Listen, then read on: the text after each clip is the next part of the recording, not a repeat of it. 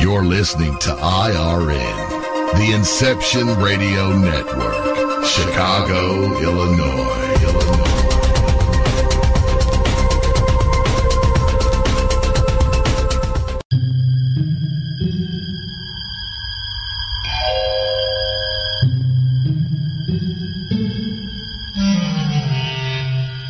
Archangels, ghosts, and Bigfoot. Oh my. It's just another night for Supernatural Girlz. Real stories, real answers to life's biggest supernatural mysteries. And now for another exciting interview with paranormal experts from this world and others. Here's your host, paranormal researcher Patricia Baker, on the one, the only Supernatural Girlz.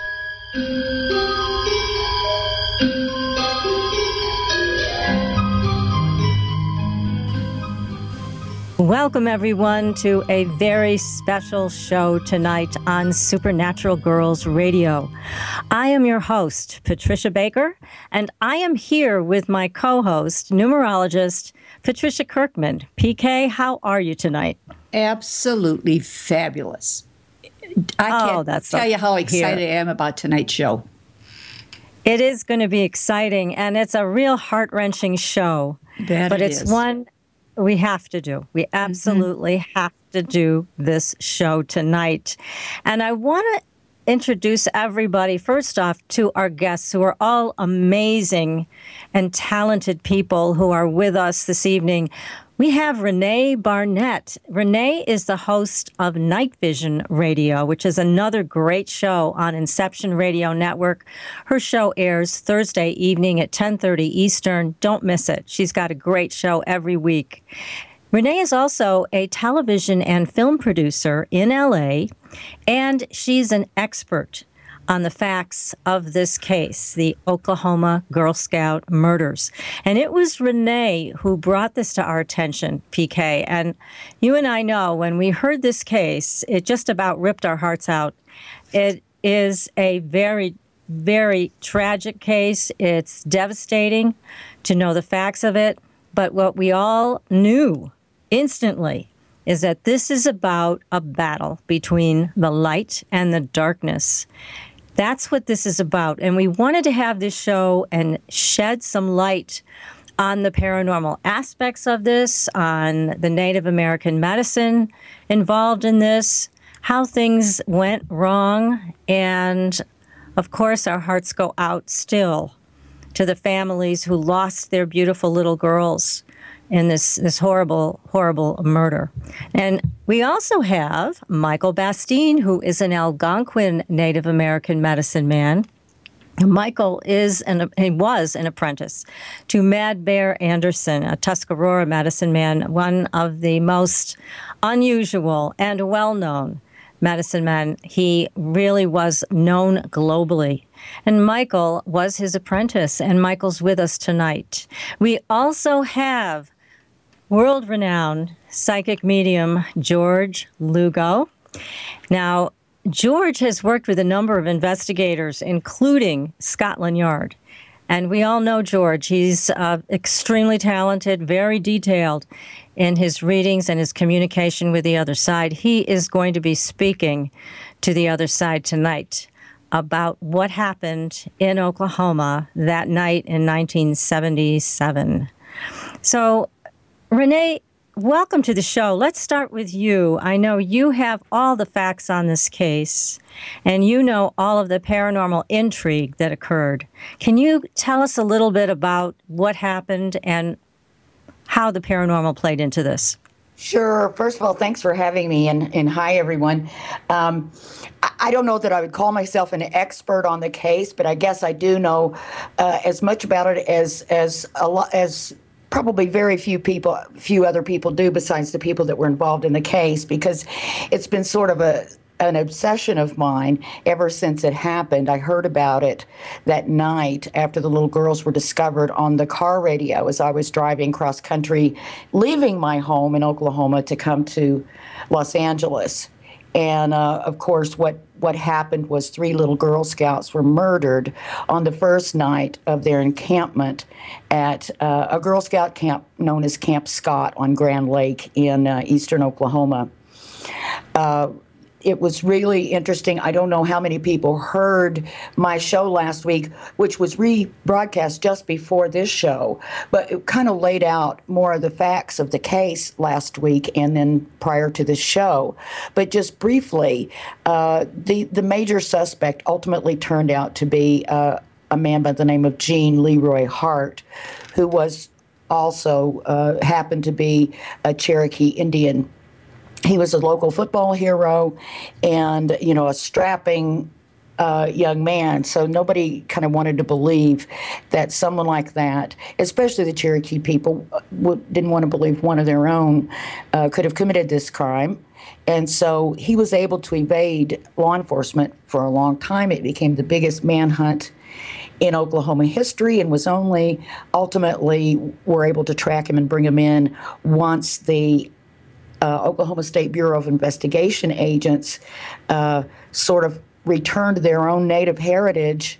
They even acquired the help of their own medicine man, who gave them medicine for them to wear for protection for themselves, to put on their bullets, and to put on the track. And we can go into more of that later. But basically, it was a controversial case. Gene Hart was said to have had the help of a powerful medicine man, and he was ultimately acquitted by a jury, and to the shock of many people. Later, DNA confirmed, because this case happened in 1977, there was no DNA, but later DNA did confirm that it was consistent with his DNA, and also the sperm was unusual. So they were able to connect him to the crime scene by physical evidence and by DNA evidence. Now, also, wasn't he an escapee from prison? Wasn't he? Yeah, that was the other thing.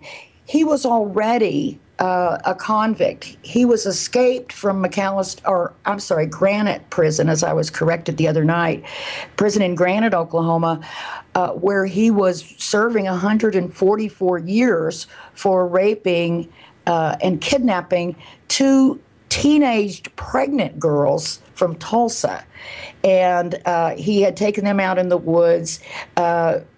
Some of the same evidence matched the evidence at the Girl Scout camp. The same types of knots were tied. He used the same MO all the way around, and actually tried to bury these girls, but it was in the wintertime, and the ground was too hard for him to get very far. He partially buried them. Thank God. Yes, left them tied in the woods, and was going to come back later. And I don't doubt at all that he was going to come back and attack them again and then kill them.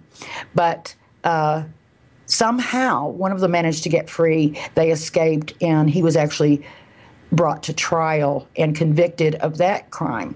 So to me, it wasn't that big of a stretch that he could be guilty of this crime, which was very similar. And of course, a lot of times, as we know, serial rapists will, initially just start out with the physical attack, the violation and the rape. But then if they get convicted, the next time they do it, they don't leave witnesses. So I think, and also killers' crimes escalate. So I think that may have been what was going on, but that was it. But what ensued were, and the paranormal aspects of everything that went on was just amazing. And I don't know how you want me to get into that. Before you do, I'm going to just take a break for a second from all of this information, which is very important for our listeners to know and understand.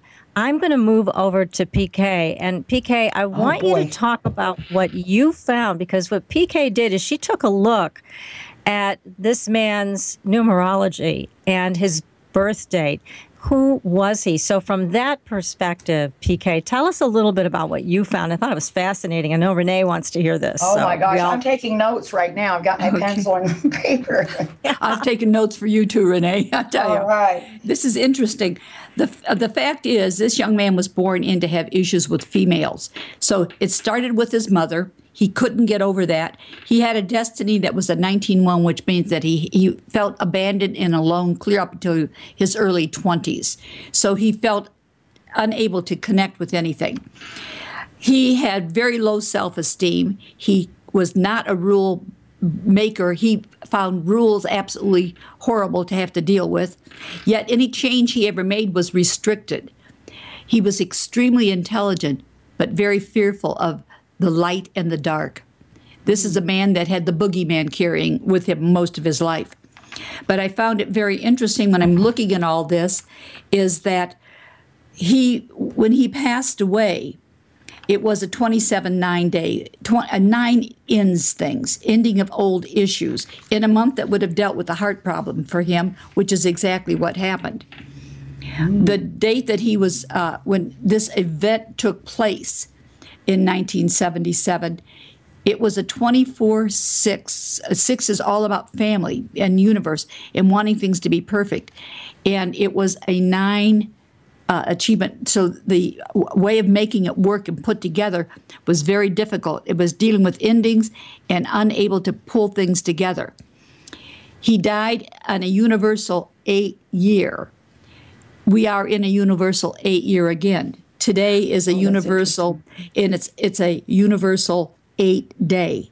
So it's a combination of things dealing with the female side, the family side, and the wanting of being perfect. And his feelings of inadequacy, I would probably have to say that he tended to go from impotency to way off the other side. That's why this was so much a draw for him. Well, a lot of that is Patricia, consistent. I'm sorry. You also said something about he had no conscience. Well, that's something else on the numbers. Well, that's why I said, taking a look at it, he was extremely intelligent, but very fearful of what he knew. He truly believed there was a boogeyman or a somebody bigger than he that would take away his powers. He tried to be powerful, but his low self-esteem created such major issues for him. Then the intimacy or lack thereof with women gave him that need to be more in charge, to control them. And the only way he could control them was to take away their dignity by rape. Wow, that is fairly consistent with what I know. I don't know everything about his personal life, but I do know that he had an absentee father, so that right away, brings in some abandonment issues. Definitely. He lived with his mother, who lived nearby Camp Scott. In fact, that was one of the reasons that he initially became a suspect, because his mother lived so nearby. I don't know what his relationship was like with her. I know that he was estranged from his wife, and that he had also molested his own child, and I think attacked his own wife. So I know that at least, due to the molestation, that they split up, and it might have also been attacks on her as well. But it seems like also just generally that when you find guys that are child molesters, doesn't that sort of suggest an inadequacy with normal women, or fear of rejection? They want someone that they can overpower and feel bigger than. And definitely. And in his case, because he was very much a rule breaker and felt such low self-esteem for himself, 8s and 4s, when they're out numbers, are always karmic. They have a karmic impact. And as I said earlier, it was an 8 universal year, and when we were going through all this, and the girls were in tent 8. Yes, that's right. They sure were. Yeah. So everything to do with the 8s, the year that it was in, what was going on within him, very much a pervert. I mean, that's the nicest way I can put it. And also, Patricia, it's so interesting that here we are again with an 8, and we are talking about this case. Exactly. So it's kind of coming to another full circle here. It has. And you've done a great job looking at this guy. I can certainly see from Rene what you shared, and PK what you shared. This looks like the man who did it, even though he was found not guilty, which is unbelievable to so many. But, I have to share with you all, I had a phone call today from a dear friend of mine. I hadn't heard from her in a long time. Her name is Kelly. And Kelly said, I had to call you because I saw your post about the Oklahoma Girl Scout murders. She said, I was a Girl Scout then. And I remember that case, and I was scared to death. I didn't want to go to camp. My mother made me go. But she said, this case, these murders just shook me to my core. She said, when I saw the post, I felt the same way I did back then. You know, there's something about this case and this experience that intuitive, sensitive people know there is so much more to this, from the dark side of magic, from these demonic beings that he called forth, which we're going to get into that with Michael Bastine and with George Lugo tonight. This is what continues to scare people to this day. There was a very powerful phone call from Kelly, and I really appreciate that she called. I know she's not alone in her feelings about this case. You know, when we take a look at how intelligent the young man was, but what is intelligence? It's a borderline between reality and insanity. Yeah, he was said to have been very well read and listened to classical music and that sort of thing. So yeah, you're right about that. And that he was able to somehow convince a medicine man to train him and work with him. So that somewhere a medicine man must have felt he had some ability, which is unfortunate because it brought him to a whole new level of power. Well, the medicine man believed him, believed that he was being railroaded in both cases. So he helped him. But unfortunately, I think Gene Hart misused those powers. But, you know, we'll get into what happened later on. But you can't misuse the powers. Exactly. Exactly. Not a good thing. Well, and I also want to just, at least honor these girls' memories. It was their names: Lori Lee Farmer, who was 8, Michelle Gousset, am I saying that correctly, Renee, who was 9, and Doris Denise Mitchell, who was 10. That's actually her last name was Milner. I saw that same typo on some website, but her name was Denise Milner. Doris Denise Milner. Thank you. Milner, and then you know her little sister was the one that had a premonition about all this. Yeah, let's now talk about that, Renee, because you know all of the paranormal things that happened. So do you want to share that with us? What happened during this case? It's so many twists and turns to this thing. Well, I mean, to me, and PK, you may have something to say about this, about the sort of numerology of it. I don't know, but it just seems so odd. You know, they all arrived at camp on buses. Most of them were from metropolitan Tulsa area. And once they got there, they ate and they were getting ready to, get to their tents. The camp was set up with these wooden floors that were there all year long, and they were quite up off the ground, and then the tents were on top of the floor, so they were on like little foundations. The girls were allowed to pick their own tent mates, and of course most of the girls chose their girlfriends that they had come with and had made plans to come with, and so they all chose up, and there were 4 girls to each tent. And once the choosing was all done, there were 3 little girls that were left over, and that was Denise, Lori, and Michelle. They didn't know each other at all, and Denise had really not wanted to go, and she begged her mother, "Oh, please, please, I don't want to go, And her mom says, "Well, listen, just go. I think you'll have a good time once you're there, and once you get there, if you still don't want to be there, call me, and I'll come and pick you up. I think it's only about an hour drive from Tulsa." And so she asked the counselor, she said, "Oh, I want to call my mom." And the counselor said, "I tell you what, let's have dinner, go to our cabins, write letters to our parents, and if you still want to call her in the morning, I'll let you call her." Well, of course, Denise nor the other 2 girls made it alive to the next morning. But it was interesting. Denise Milner's mother tells a story about Denise's little 5-year-old sister, Kathy, who that very evening came up to her mom and said, "Mom, why do people die?" And the mother said, "Well, that's the cycle of life. People are dying all the time, but babies are being born all the time. That's the way, that it works. And the little girl said, well, tonight everybody's going to die. And I thought that was quite strange. Yeah. Very much so. I think that was kind of a shadow of things to come in terms of these energies were already bleeding through. And here this little 5-year-old girl was picking up on the tragedy about to befall their family.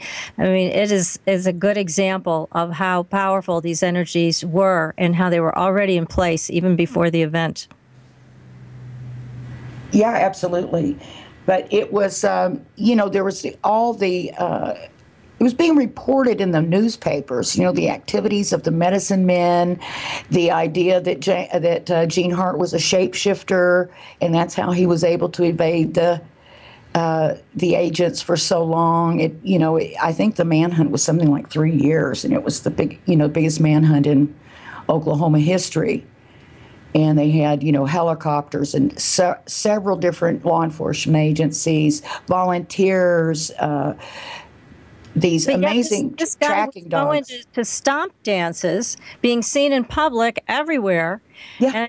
And yet the investigators would get there and he would disappear into thin air. They couldn't find him. Yeah, absolutely. Well, he would go right into town. He'd be seen on the streets of Locust Grove, but no one would say anything. It was really wild how he was able just to move about freely. And then he was moving about a lot at night, and they thought, that he was burglarizing places, which I believe they subsequently proved that he was. In fact, he had been to the camp a couple of days before, and they found a rip in one of the tents when they arrived. So it was like he was getting ready to, break in there. He knew the Girl Scouts were going to arrive, and so he was already making a way to get inside one of the tents. But they found it on arrival, and they fixed it. Somebody stitched it up before that night. So it became tent number 8. There was a couple of tents that got broken into that night. Things stolen, a pair of glasses, different things. Goodness. The pair of women's glasses, which, of course, he was subsequently seen to have on his face when he was arrested. He was wearing that pair of women's glasses that he stole that night. Oh, my goodness, how bold. Now, you talked on your show a little bit about Harvey Pratt and how he turned this case around by smoking himself at the water's edge. And when you say smoking himself, what we know to be smudging was what he calls smoking himself. And so can you tell us what happened? Because they were really having a hard time getting anywhere on this case until Harvey did this. They had found a cave nearby that had a lot of evidence. They were able to tie the cave to the crime scene. So they knew that whoever had been in that cave was the murderer or was involved in the murder. And so they were trying to figure out who it was, and they couldn't figure out who it was that had been staying in that cave. Well, they had set up a camp, out in the woods, a mobile headquarters for the OSBI. And they were all down there one evening, and they were working and talking, and they looked up and they noticed that Harvey was gone, and they saw him down by the water. So a couple of them walked down there, and Harvey was burning cedar branches, which is, what a lot of the native tribes burn in Oklahoma area. I know a lot of people do sage, but cedar is very, very common and very, very revered in that area. And in fact, my mom still, sends me a bundle of cedar branches sometimes in the mail.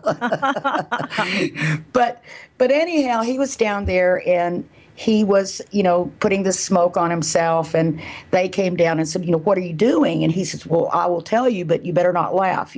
This is very serious to me. And they said, no, we won't laugh. And he says, well, I'm purifying myself. I'm cleansing myself so that I will be worthy to, go on this hunt, so that I'll do the right thing in helping these families that have lost these little girls. And he said, do you want me to smoke you as well? And they said, yes. So he smoked the other 2 agents. And then he says, now we're going to send this smoke out. And it's going to go out, and it's going to fall on someone who's going to be able to help us, who's going to be able to help us identify who this monster is. It wasn't but just a few minutes, and the phone rang back at the mobile campsite. They ran up and answered it, and it was a photographer who had identified a picture that was published in the Tulsa paper, a picture that they had found in the cave, and it looked like a wedding party. And so they finally published it in the paper and said, does anybody know who these people are? The photographer calls and says, well, I know who that is. That's a wedding. I took the pictures. As it turns out, that photographer was also teaching a photography class at Granite Prison. And Gene Hart was the one who had developed that roll of film. And they believe that Gene Hart stole that picture because the woman in it looked just like his estranged wife. Oh, my gosh. I mean, it's just an incredible, heartfelt experience that Harvey Pratt took on by doing the smoke, inviting his fellow investigators. They agreed to come in with him, and then with all their heart, that smoke went out. And they were able to turn the case around because from everything you've told me, Rene, and from what I've seen in the documentary and from the book, this case was going nowhere fast. And these investigators were scared, too. This was a frightening experience to have this guy be so elusive, to have so many people in the community be on his side, and to know that there was strong medicine behind him. That is a scary thing for all of those investigators and all the people and the families involved in this case. But thank goodness that Harvey saw a way through this to use good medicine to really send that out. So he really did the right thing. And then there's other things, too. Talk about those dogs. We had highly trained tracking dogs. And these, tell us absolutely. about that.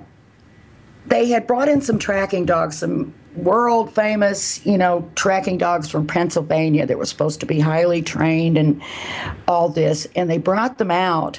And I mean, almost instantly, one of them just broke loose and ran right out in the middle of the highway and was hit by a truck and killed. Oh, that's crazy. And the second one died like a couple days later of heat exhaustion. But I understand that, there's a story that was told in the book, and I don't know if the agents witnessed this or not, but someone said that there was a medicine man there when they brought the dogs out, and that he was just standing off and he was staring, at the dogs. So I don't know who that medicine man was, but if it was him staring at the dogs and he was trying to do something with them, then obviously it was someone that was working on the suspect's behalf. But it was only when they went to visit their own medicine man that he told them, they said, we're seeking someone who murdered these girls. And he, looked into it, metaphysically or psychically. And he said, the man you're seeking has the help of a powerful medicine man. Oh, and these guys said, well, wait a minute. I thought you couldn't misuse the medicine man's power for evil purposes. He said, you can. And Michael will be able to tell us more about this, I'm sure. I'm really hoping. You can use the medicine man's power for evil purposes if the medicine man believes you and believes that he's doing good. But if you misuse the medicine man's power, look out. It's going to get you. That's right. Exactly right. Oh, my goodness. So we've got so much more to share. And if you have a question or you want to talk to us tonight, please call in at 888-919-2355. Again, that's 888-919-2355. Or you can join us in the chat room. We are having a very special show this evening. We are talking with Rene Barnett. We'll be talking with Michael Bastine and George Lugo, and of course my very wonderful host, PK, about the Oklahoma Girl Scout murders and all of the paranormal stories, effects, and events that went around this case. Hey, guys, if you don't know that the light and the dark are at war and this is for real, this case will convince you that it really is. So stay tuned, everyone. You are listening to Supernatural Girlz Radio, and we will be right back. Welcome back, everyone. You are listening to Supernatural Girlz Radio. I'm your host, Patricia Baker, and I'm here with my co-host, PK, and very, very special guests, Rene Barnett, Michael Bastine, and George Lugo. We are talking about the Oklahoma Girl Scout murders from the side of the paranormal. We are talking about the paranormal events that surrounded this case and made it so very puzzling to all of us. This is a case of evil versus good. And that's the way we're talking about this tonight. This is not about religion. This is not about ethnicity. This isn't about color. It's about none of those things. It's about the light versus the darkness. And if you didn't believe that the light and the dark have their battles, then you will after tonight's show. So, Rene, let's go back to what you were sharing. Let's see if we can wrap up this part of the paranormal experiences. There was a time when a big cat jumped into Harvey's lap. What was that about? Well, Harvey, who is to this day an OSBI agent, is also Cheyenne Arapaho Sioux Indian. And he is, as you mentioned earlier, was brought up in the old ways and practiced those. And they had, tried everything. They went to see their medicine man and were given medicine to wear around their necks. And there was medicine to make them invisible. The medicine man said, walk far apart. And if you can get him between you, he won't be able to see you. He gave them medicine to put on their bullets so that they would only go to the guilty person. And he gave them medicine to put on the trail so that if they pick up his track, they won't lose it if they put the medicine down at the start of where they found it. And so they decided to go out, and Harvey and his brother Tony, who was another police officer from another agency who just decided to go and help Harvey out. They decided just to go camp out at night in the woods.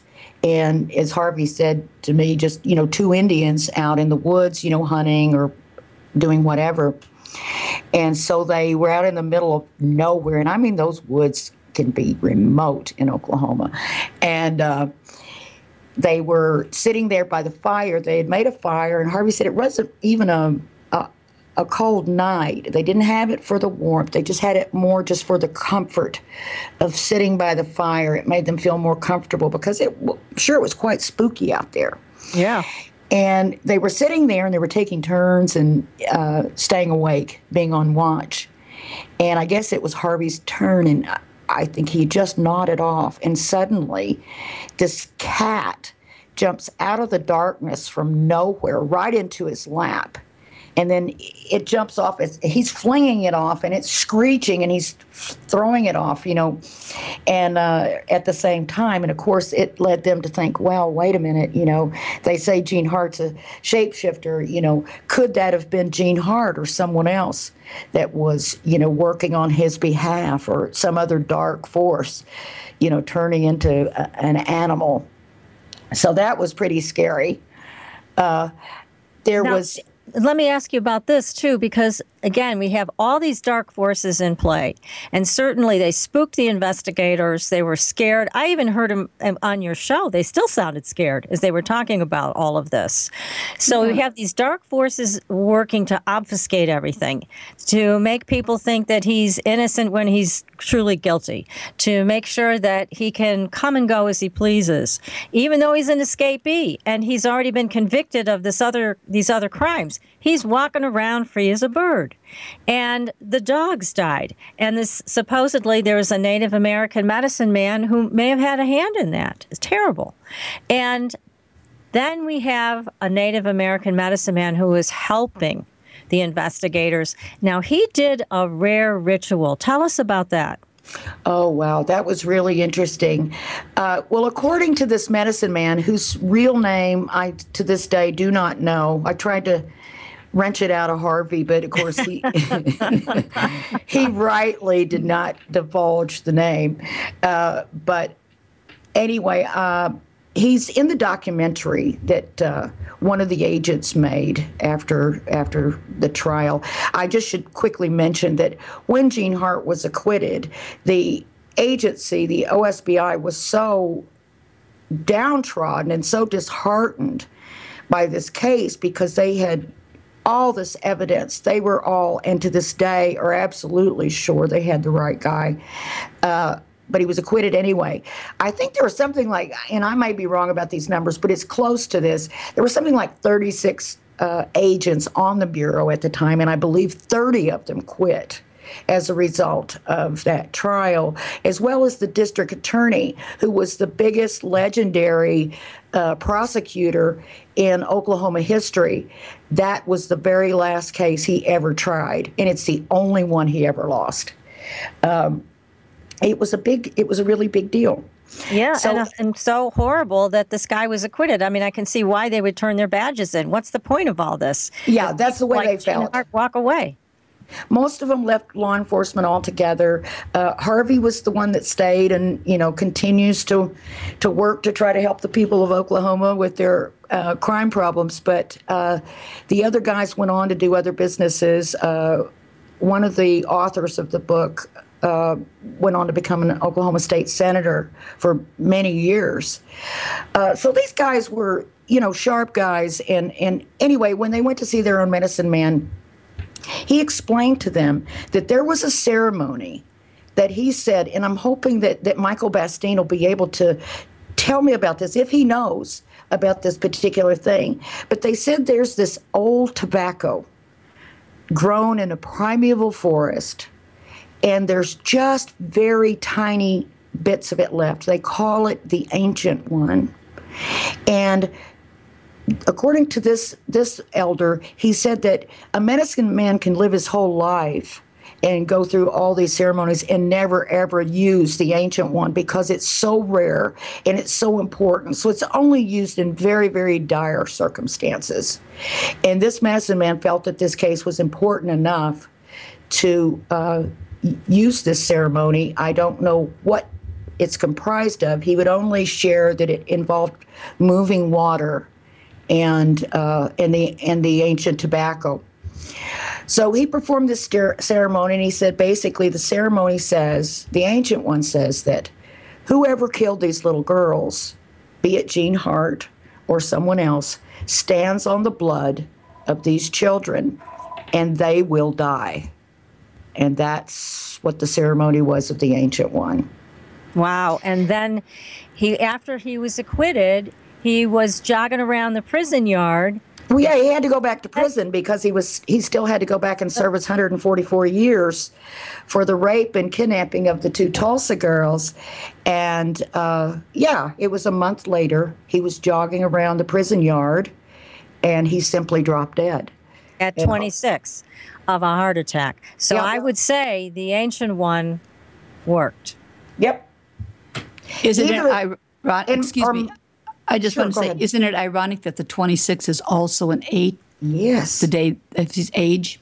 Yes. Yes, that's right. Oh, my goodness. Yeah. But yes, it might have been the ancient one, or it might have been the misuse of the power of his own medicine man, or it could have been those things together. It was too much, and, the power went back on him. Basically, the medicine man's power, if you misuse it, Harvey said that it'll come back on you. Well, that makes sense, Rene, and that's a perfect introduction here for our next guest, who is Michael Bastine. Michael is an Algonquin medicine man, and as I mentioned previously, he was an apprentice to the Tuscarora medicine man, Mad Bear Anderson. So, Michael, welcome to the show. Thank you, Patricia. It's an honor to be here. And it's very interesting and very accurate about the things that are being depicted from that time period and the things that are being brought together, and see how we can merge all of these things. And I thank you for the compliment of calling me a medicine man, but I'm nowhere near the age where you can accept a title like that. And even I'm not sure if I will ever reach that point where I can accept that title, but I'm certainly working on trying to find out and work with these elements.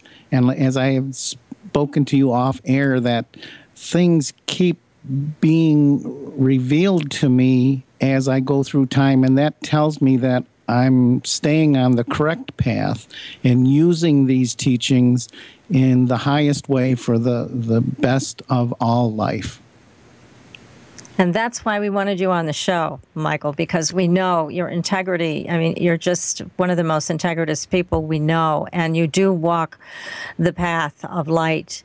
And again, hearing this whole experience, obviously there was a big abuse of Native American medicine. And I know even when we've talked previously, you talked about how people had come after Mad Bear with bad medicine and witchcraft, and he had his ways of dealing with that. But this case has so many twists and turns, as I mentioned, and so much heartache to it. What do you feel about this? What is your thought on this case and what happened?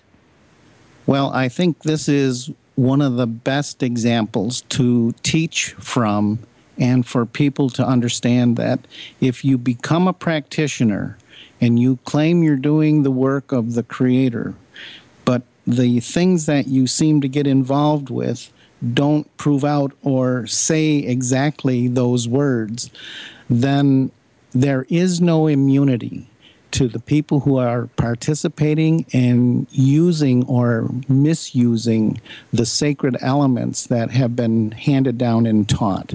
So this is why it is really crucial, and I think so far have done an excellent job of presenting the evidence and showing the interaction and how someone can use these elements to evade or to, in one sense, there are things that can be done to muddy up or cloud that situation, so it makes it more difficult to try to get through to find who is at the source. You may not find the exact teacher who was giving this information to someone who they hadn't screened enough. And that's why I said I took almost 3 years of me almost living with Mad Bear before you gain that not only trust, it's more than trust. It's demonstrating that you will not deviate. You won't allow emotion. You won't allow other human elements to come in to play a part of how you're going to learn and then demonstrate how you're going to use these things. And there were a few incidents early on where Mad Bear, I would be reluctant to do something, and he would do the encouragement and say, it's okay, you go ahead and you know how to do it. He would actually instruct me to do things. And that's the part where when you hear that instruction or you hear someone give you that confidence that says, yeah, without using the words, they're saying, you're ready. He wanted to see it demonstrated. He wanted to see me actually go and do the task or the action of getting involved with these things. So these are crucial for the teacher or the mentor to observe, because you're going to see a response after you do the task.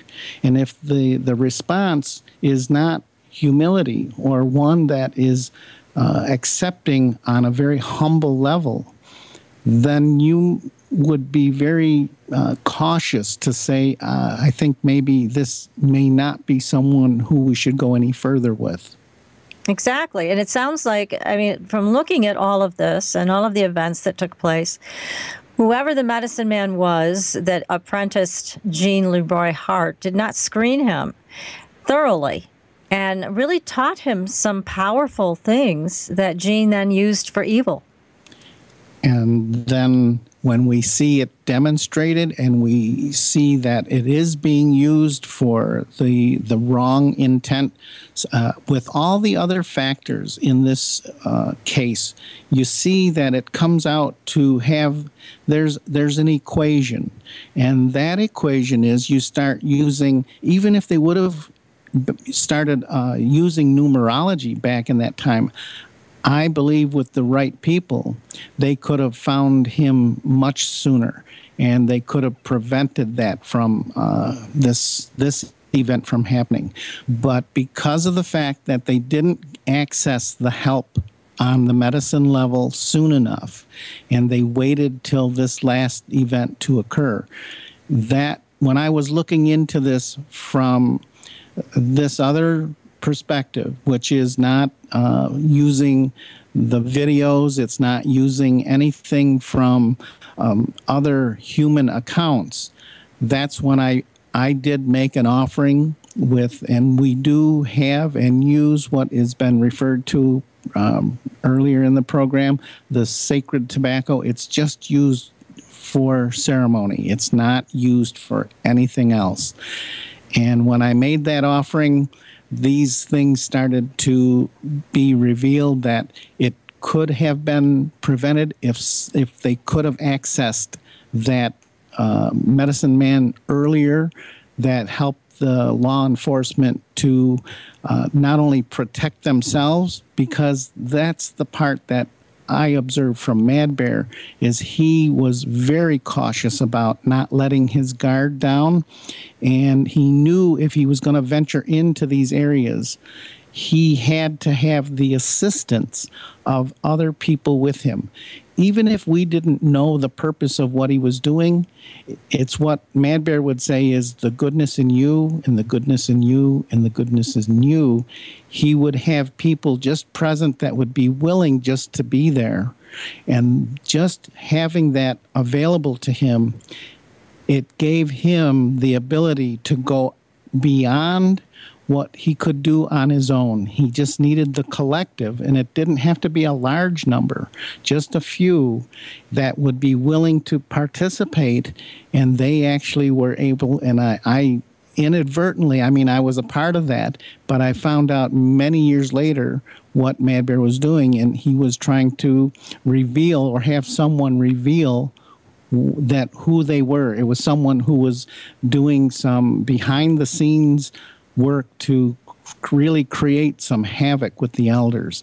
And he identified the individual, and it was because of the ceremony that I happened to be a part of with a few other people. But I didn't make those connections until maybe 20 years later. So you start to see that it has to be done in the proper context. And he knew he was venturing into a very dangerous, and he could be vulnerable. So he needed a couple other helpers just to be around. And through that, it got him the information he needed. And that's why I say if they would have accessed this helper after they knew he was out for 3 years, they should have been accessing the other help, knowing that there was native connections, and they would have been able to catch him sooner. But it just goes to show that if we eventually get to the right people, we will find that the goodness will always overcome, and they cannot override the goodness when you implement that in the correct way. So glad to hear you say that, Michael, because that's my belief too. The light always wins. But what a journey here, because it looks like with Gene Leroy Hart and the medicine he was using, it really overpowered the community. It overpowered the legal system, the star prosecutor. I mean, people walked away from this turning in their badges and shaking their heads. How could this happen? This was some powerful dark magic that he was involved with, would you say? Absolutely. And that is why it is so key that anyone who has interest in this area, and I would just recommend to someone, ask the internal voice that would say, why? And if they can't, and if you can't come up with an answer to that, or even get an implication from the people who are inquiring that they want to learn about those things, then it's not to be done. And it really has to be handled in that rigid and that strict of a manner, or we're going to see more of these problems arise. And that's why I've been very cautious, had many inquiries over the years, and you just can't open that door. You just say, well, we'll talk about it in a few days or maybe in a few months, and you let things pass. And if nothing develops from it, I just say it really, we have to be so cautious. And this, I think, is the most perfect example or the model to say, look what can happen. Yeah, this went so horribly wrong. I mean, these poor little girls, their families, it's a scar that will never go away. And it's, again, an example, like you said, a perfect example of things gone wrong. And it does say these energies are real. Absolutely. These dark forces that he was messing with and trying to get to do what he wanted turned around and used him.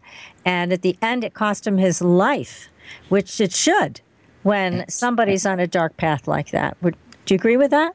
Absolutely. And that's why I say when you do cross that line, when you start implementing and you put those things out there, there is no immunity. And those who cross the line have to pay the price. Wow. Something really interesting, a little note to what, Michael, that you said a few minutes ago about using that kind of thing to muddle people's thinking or to confuse the ideas or create chaos. And the Tulsa newspapers reported during the trial, on which medicine men were present at the courthouse on what days. And I remember reading one account that there was a medicine man seen burning something at the four corners of the courthouse, and it was said that it was to confuse the jury, or to influence the jury, Absolutely. Which goes to the idea that you were saying. And it works. And this is why people need to be very aware. And if they could have kept that individual at a further distance from the courthouse, they wouldn't have been able to infuse that element into that case. And I have in the past used tobacco for the right thing when I've been in court. And basically what you do is you project that when the right thing was done, but they say because you didn't have a permit or some other legal part of it, that when we project there is no case here. And it's just been recent, and we actually had the district attorney get up and cross-examine a Native man that I've known for 20 years, and the DA said at the end of his statement, there are no bad people in this courtroom. And I just said, that's because we had no case, and they should not have ever brought this man into court. But these are how we can use it for the good. And unfortunately, there are others who have used it for not so good, and they cross that line. Mm. And what about, Michael, the ancient one? Have you heard of that? I know, Rene, you wanted to ask that question. Yes, the ancient one is the element that is referred to that sacred tobacco. And each nation has their own version or their own particular variety of tobacco, which is not used for anything other than ceremony. And the way Mad Bear explained, I asked Mad Bear, I said, why tobacco? After looking outside and seeing all the variety of plants, I said, why this particular tobacco? And he said, do you recall in history time when the earth was purified and it was done with water And he said, at the story or the legend that was handed down to the native people, he said while they were doing cleanup, these little sprouts came up through the silt. And when it got seen and expressed amongst the people, the medicine people came down, they stopped the cleanup, they brought everyone to where those plants were, and they made it very clear. They said, because this is the first plant to return to the humans after the purification, then they said this plant will be used to talk to the Creator, to offer for plants for medicine, to give this communication. That plant was the sacred one. Well, thank you for that, Michael. Wow. We're going to have to go to a break in a minute, but again, this is a really helpful conversation to have with you. We're so grateful to have you on the show. If you have a question in our audience, please write it in the chat room or call in 888-919-2355. That's 888-919-2355. You are listening to Supernatural Girlz Radio, and we will be right back. Welcome back, everyone. You are listening to Supernatural Girlz Radio, and I am your host, Patricia Baker. I am here with my co-host, numerologist PK, Rene Barnett, the host of NightVision Radio and a very talented TV and film producer, and as somewhat of an expert, although she won't admit to it, on the facts of this case. She's also a native of Oklahoma. And we are also here with Michael Bastine, an Algonquin Native American medicine man who was apprenticed to Mad Bear Anderson. And now we're going to bring onto the show George Lugo. He is a world-renowned psychic medium. George has worked with people all over the world, many investigators, including Scotland Yard. George, welcome to the show. Thank you. Boy, what a case. Yeah, I kept myself out of the listen. All I'm doing is listening to all of this. I haven't done any reading on this. I want to have a nice clean slate to see what I pick up. Michael, really great explaining all of that. You know, you did a great job. Harvey, the guy that did the smoke. Yes. I get this very organic feeling with this man, and when he did that, that was a very brave thing, and how the smoke works and all of that. That was just amazing. The one thing I heard in all of this, a couple of things. I heard a little girl say number 8. Ah. So, and I think it's the number of a tent. Or the dwelling that they were all in. I just heard somebody say 8. They were in tent number 8, yeah. And I think they were affecting you, PK, because you kept bringing up 8 this and 8 that and all this. And I think they were trying to get it through that's real significant, that number 8. I also got a little girl saying, my mother, her health has gone down because of what happened. And this happened in 1977, is that right?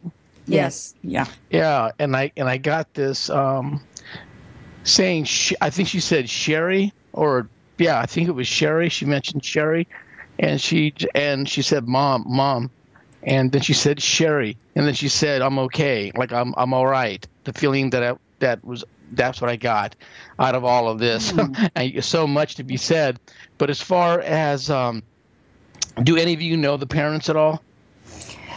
I don't know them. I do know who they are. I'm trying to remember if it was any of the parents, it would have been Lori Farmer's mother, I think. I think I got that right. She was saying Sherry, because I was kind of asking her with myself, just like, who do you mean? Who do you mean? And I just heard, I think it was Sherry or Cherry, but I think it was Sherry. I'll look for that while we're talking here. Okay. And see if I can track that down. Yeah, so I got that. Now, as far as what's this guy, Hart? Yeah. You know, I feel that, Patricia, you did a really great description of him through the numbers. Low self-esteem, fatherless family, this kind of thing, and very strong. I feel that he was a fairly good-looking guy too, and well trusted. but dabbled into spiritual things and used, I believe, what I think Michael was talking about, those medicine man or someone that taught him some stuff. But he had like a side, like the medicine man, I don't feel was cautious enough. But Michael was complex. Not Michael. Is his name Michael? No, his name is Gene. Gene. Mm-hmm. Gene is a complex person. And even though he may not have come across as the sharpest blade in the pile, he was actually very kind of like second thought. Like everything had a double meaning to it. And he kind of chose what I felt that he was cloaked. And to be able to walk around the community freely like that, I feel that, he had help. But I feel it was a darker force with him and could recognize the cracks in his personality and do a sort of, I don't want to say possession exactly, but a touching of him to make him think this way, to make him do these things. And then he could pull out of it. But I feel that this darker force kind of cloaked him so he could walk freely amongst people. I also feel that there was a younger medicine man that taught him some things, right? Was he in his 40s or so? I'm not sure. Now, the medicine man that he was captured at the medicine man's cabin, he was an old man. He was an old man? But there could have been others, Yeah, I feel that he learned something from the old man, but there's somebody who seems to be like in their mid-40s that he was associated with that showed Gene how to do a lot of things, but mostly for good. But Gene, being pulled and taunted by this darker side of himself, turned it into the things that he did. And now the medicine man that the agents used, he was around 40. He was in his 40s at the time, and he was obviously working for the good. And by the way, Lori Farmer's mother's name is Sherry. Oh, wow. Okay. Yeah. Good. That's good to know. Yeah. Yeah. That's right. Did she say anything else, or is there a message or anything? That she's around her mother. That actually the other girls are doing fine. That they're all there. They're all in the light. They're all fine. They're innocent. So innocent, and they just make me feel like their families have suffered so much. Their families have suffered, still are suffering. It's more of a coping than anything else. Yeah. They were babies. They were babies. Yeah. They were just little babies. And, they just made me feel like they're still attached to their families, and for them not to worry that they're all in the light they made it, that there was no ifs, ands, or buts about it. They just went into that world. They are kind of making me feel what they went through. Yeah. Oh goodness. Yeah, it's pretty horrible. But this guy Gene, I just feel like Patricia, you were right on with the numbers, man. That was like so close. That's the feelings that I was getting about this person, and I feel that people he was able to kind of like fool people. He had this cloaking thing about himself. And that's why I keep getting this feeling. I also feel that he's still dangerous. Wow. I still feel that he can cross here. I know that he's being, contained in a sense, but he is able to move freely, but can't really do anything to anyone, but can do what was done to him as far as like finding somebody with low self-esteem. Right. Getting into them, influencing them. So I feel that he still kind of has that. I feel like he's walking the earth in his town. And it's interesting, you mentioned a cave. I felt that was one of the places that he was staying in, located in a cave. And then just a lot of, he makes me feel himself personally. And real tortured person. Spend a lot of time alone.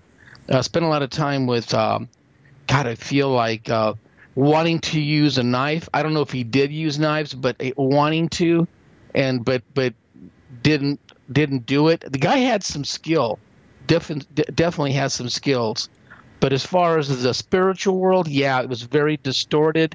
I get a lot of static with it, and him trying to figure it out, and him having to deal with it, and like adrenaline rush. The human part of him is the adrenaline rush of doing these things, and then the other part of him, he was very sad inside, I feel, and in some ways remorseful, but then pull away from that as soon as he found another target, whatever that is, breaking into a place or killing someone or that type of thing. I just felt that he was pretty, but all put together in a fairly good package.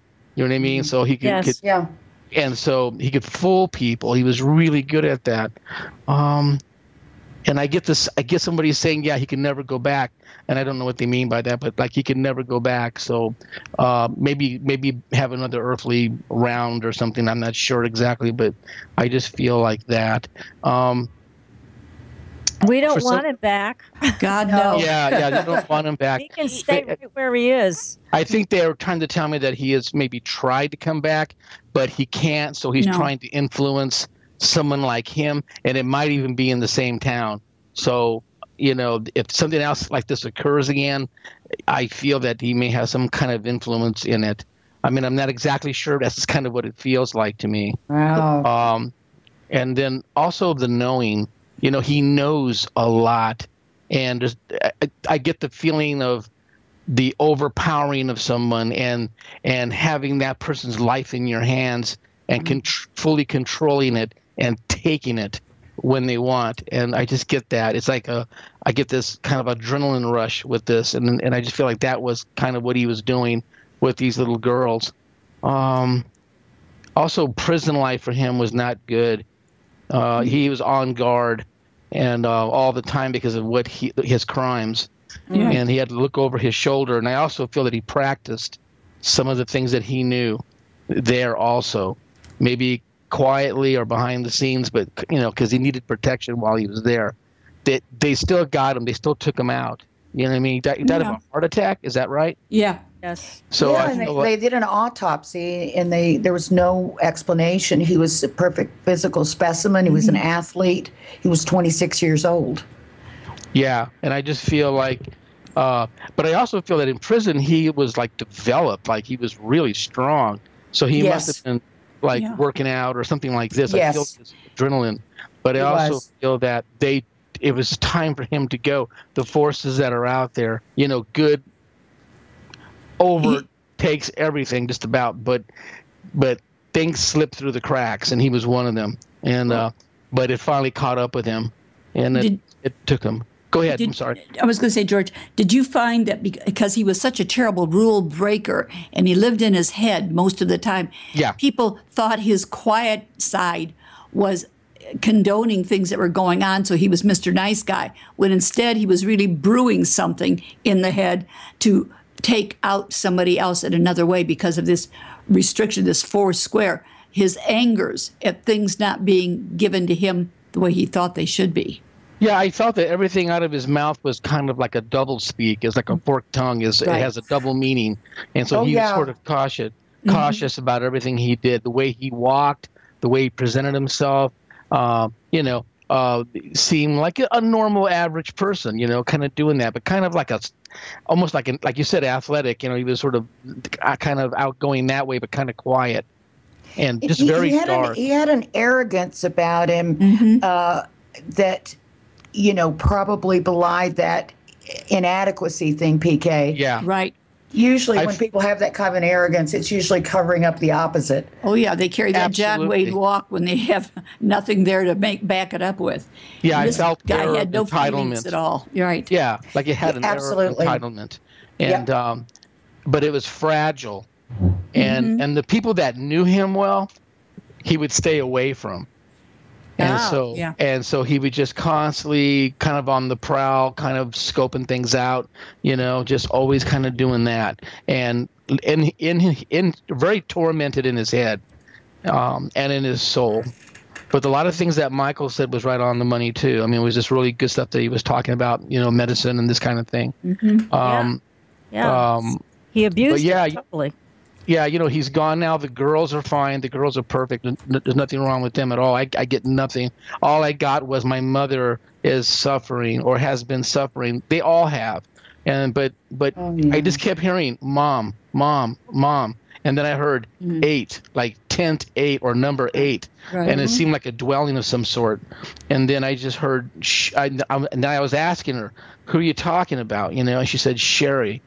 So it was Sherry. Wow, it was Sherry. Okay, and to let her know that she's okay. Is Sherry still around? Yes, she is. Okay, because I don't feel her. Yeah, I only get people that have crossed, and she's still around. Her parents are probably might be around, in their 60s. Mm-hmm. They're not that old. Her father is still a practicing physician in Tulsa, and her mother started the Oklahoma chapter of Parents of Murdered Children.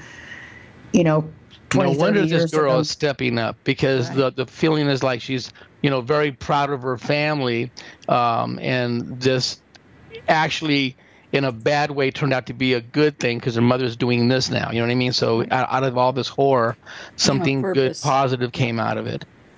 But it took a toll on her, and she makes me feel like her mom working with this organization is sort of like therapy for her too, in a sense, to kind of go through other parents and what they've gone through and this kind of thing. There is you probably don't know, but I feel like there was like trees planted for these girls, or some sort of memorial for these girls.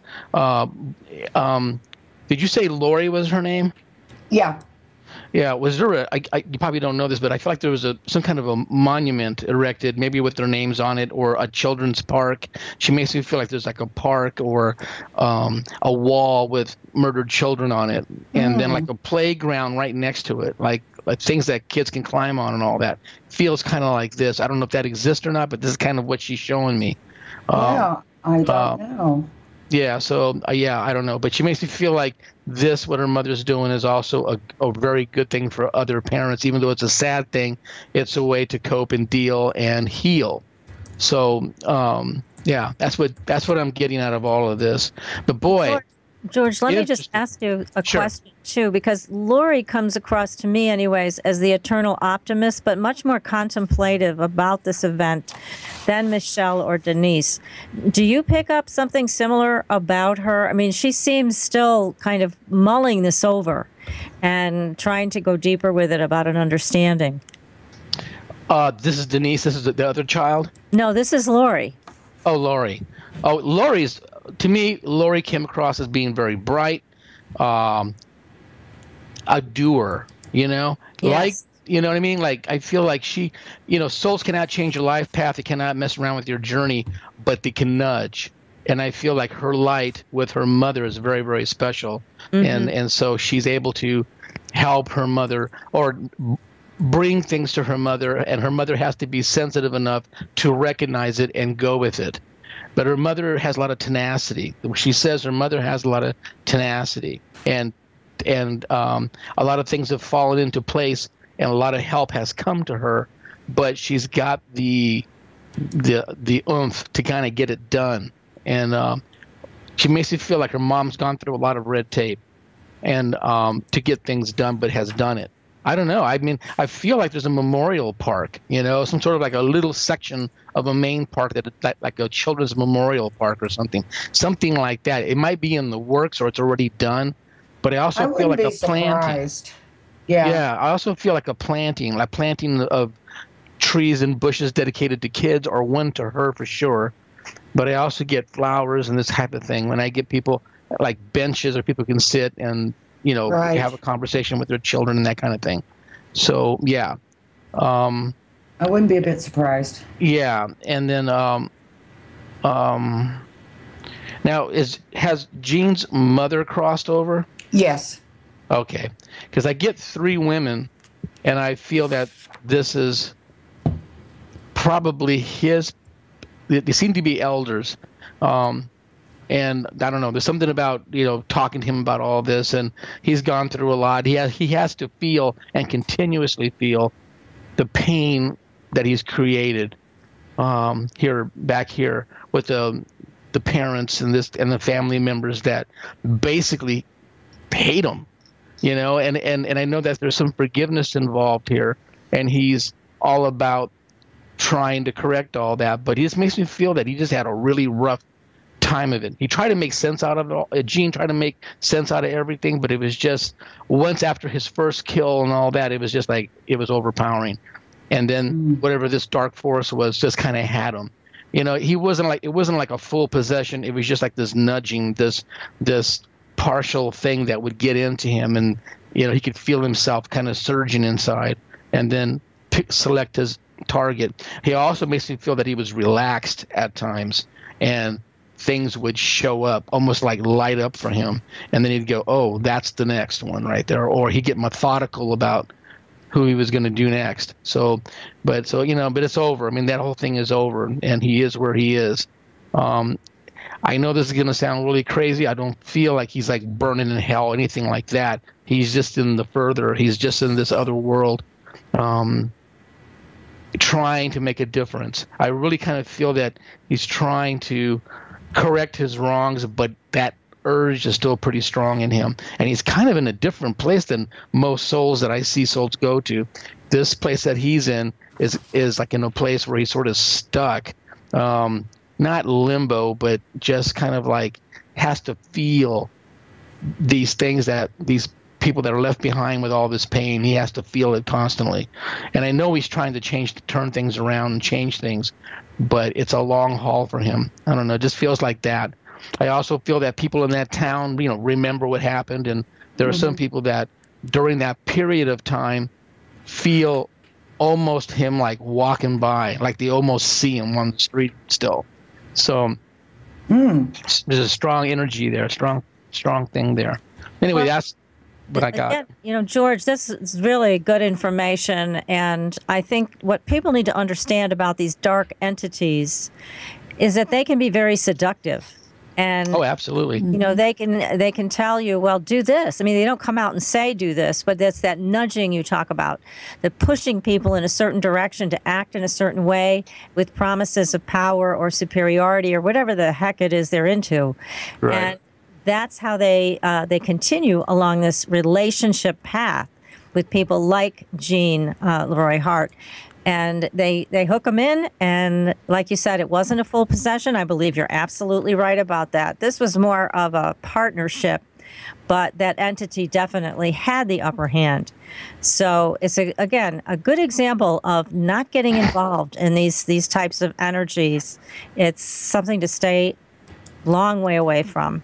And yeah, those darker forces are always looking for a crack. For like a weakness in you. Yes, you know? That's exactly what they're looking for. Yeah. And yeah, that's absolutely right. And oh my goodness, is there anything else that you pick up on the overall issue of this entity and how it was using Gene and how it overpowered the system? I mean, this is a very powerful entity. Yeah, well, everything that Michael was saying about clouding and sort of like cloaking things and all of that, yeah, it was absolutely accurate. I really felt that. I feel like he was able to travel in the area that he lived in or wherever this was, where the cave was and his town and all that. And there's this kind of a haze almost that anyone who knew him or suspected him, they were kind of fearful and not say anything. I also feel like there was somebody else involved that had, some type of medicine where they could, I don't know. I just feel like somebody is crying, but almost like a medicine man that is crying because they had something to do with his learning and maybe doing it prematurely or something of that, and he wasn't ready, even though he seemed to be ready. I feel that he could win you over. I feel that Gene can win you over pretty easily. You know, he seemed like an all right guy, and whoever took him on to teach him, I feel is sort of sad because of, it was too premature and didn't see it. Or Gene was able to snow him, or the medicine man. He's snowed everybody. And Patricia, you remarked on, I think there was like 1,000 or more people at his funeral. He was very supported. People were raising money for his defense. It was crazy. It was that's sickening. Well, yeah, it was crazy. The hard part is when you take a look at somebody like him, he's like a pancake. He's got the two sides to him. Depends on what side he's trying to show people. This man was extremely intelligent. but he knew how to manipulate people. He would live in his head to watch what others did, and he would turn around and use it against them. A lot of this came across, thank you for giving me, Rene, his mother's birthday, because his mother had major issues with men in her lifetime, and she had many things to say which actually tormented him throughout his life. And the ironic part is she died in her 4th year, which dealt with some major health issues that she was never able to release because of him. Interesting. Oh, my gosh. Oh, goodness. I mean, this is a wonderful discussion to have on a very difficult subject. And, George, we heard the emotion in your voice as you contacted Lori and Michelle and Denise. And again, I can't thank you enough. I know how hard that is when you're talking to people on the side who had a very traumatic passing such as this. And it's not easy, I know. Yeah, it's hard. Yeah, it can be kind of difficult at times. I feel a lot of it, and I just... So yeah, these are hard ones, I bet. Yeah, it's very difficult, and I just want to keep honoring their memory over this. Absolutely, monster, because they are the light. They are the innocent little girls in this that we always have to remember. The light always wins, and as you mentioned, they are in the light. And Lori specifically is still with her mother and helping her mother on her journey even now, and that's a beautiful thing to know. But the rest of this, my goodness, I can't thank all of you enough, Rene, Michael, George, PK, for all of your insight and all of the deeper messages of this. This is the battle, the light and the darkness. How conscious do you want to be? And can you be? And can you live your life with an open heart? Can you walk the path with a heart? As we all are able to contact more and more of these energies, we need to ask ourselves that question. Can we walk the path with a heart? Thank you, everybody, for this evening's discussion on the Oklahoma Girl Scout murders. Thank you for joining us, and we will be back next week. In the meantime, we will see you on the Blue Highway. Good night, everyone. Good night.